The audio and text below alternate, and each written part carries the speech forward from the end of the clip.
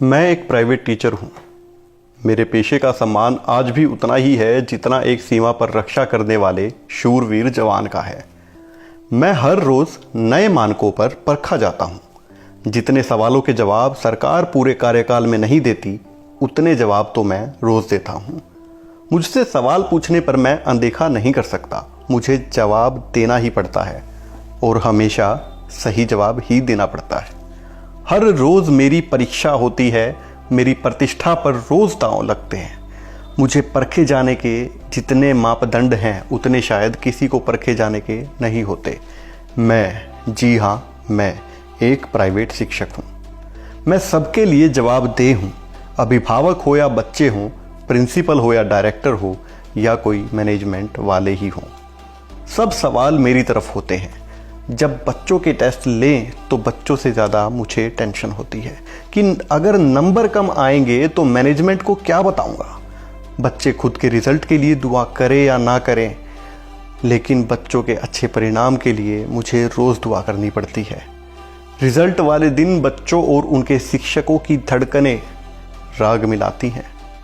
खैर, परीक्षा तो हमारी रोज़ ही होती है, कभी एंटरटेनर बनकर, कभी धमकाकर, कभी समझाकर, तो कभी जोकर ही बनकर हम हंसा देते हैं। इस कोशिश में रहते हैं कि बच्चे अच्छे से सब समझ जाएं। बस आजकल हमारा सम्मान कम होने लगा है। लेकिन कोरोना के इस लॉकडाउन काल ने हमें सोचने पर मजबूर कर दिया है। ना हम बीपीएल वाले हैं, ना ही खाद्य सुरक्षा में हमने नाम लिखवाया, क्योंकि हम स्वयं समाज के आदर्श हैं। गरीबों की योजना का फ़ायदा अगर गरीबों को मिले तो वो ठीक है। हम स्वस्थ हैं, काम कर सकते हैं, फिर सरकार पर, देश पर बोझ क्यों बने।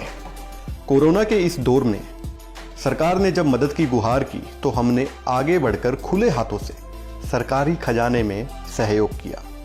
इसलिए बड़े बड़े सपनों को लिए हुए इन छोटे मोटे चक्रों में हम पड़ते ही नहीं हैं।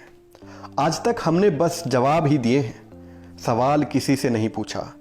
आज पूछते हैं, सरकार बड़े उद्योगपतियों के लिए ही है क्या?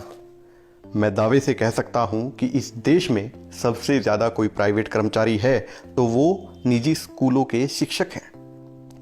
क्या सबको जवाब देने वालों के हक में सवाल पूछने वाला कोई नहीं है? 6 महीनों से हम घर बैठे हैं, कोई सब्सिडी नहीं है, कोई सहायता नहीं है। सहायता तो बहुत दूर की बात है, किए गए काम का भी यहां पेमेंट नहीं हो रहा है। प्रदेश के 9 प्राइवेट स्कूल संचालकों ने आत्महत्या कर ली है।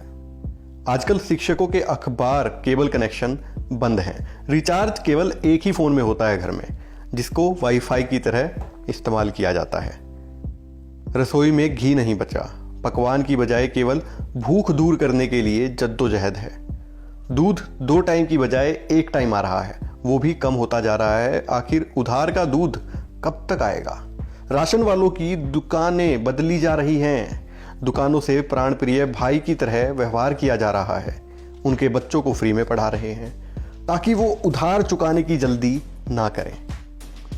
सबसे उधार मांगकर हम पहले ही सुन चुके हैं, नहीं भाई और कितना दे। आजकल भगवान से प्रार्थना भी यही रहने लगी है कि आज मकान मालिक किराया मांगने ना आए। और बताऊं, बच्चों ने बिस्किट चॉकलेट की जिद करना भी छोड़ दिया। कभी कभी उनके आंसुओं को देखकर हम भी रो पड़ते हैं। किसी की बीवी प्रेग्नेंट है तो कोई महिला शिक्षक स्वयं प्रेगनेंसी से गुजर रही है। आने वाली नन्ही सी जिंदगी को कैसे जिंदगी दे पाएंगे, ये चिंता सोने नहीं देती। किसी के घर में बुजुर्ग बीमार रहते हैं तो कोई शिक्षक स्वयं बीपी शुगर का मरीज है। नाम मात्र की तनख्वाह में जैसे तैसे एक शिक्षक एक परिवार और उसकी उम्मीदों को पाल रहा है। लेकिन अब उसे सपने भी आ जाए कि घर में कोई बीमार हो गया है तो सब धराशायी। उम्मीदें टूट सी रही है, लेकिन हम कैसे टूटे? हमने तो रोज सिखाया है, चाक डस्टर से बनाया और मिटाया है, सबको बताया है कि हिम्मत नहीं हारनी चाहिए। लेकिन सरकारों की अनदेखी कहीं हमें हरा ना दे, कहीं शिक्षक टूट ना जाए। हम खुद जानते हैं कि हम कोई बॉलीवुड सेलिब्रिटीज़ नहीं हैं जिसके टूटने पर कोई बड़ा बवाल होगा या कोई क्रांति तो भूल ही जाइए।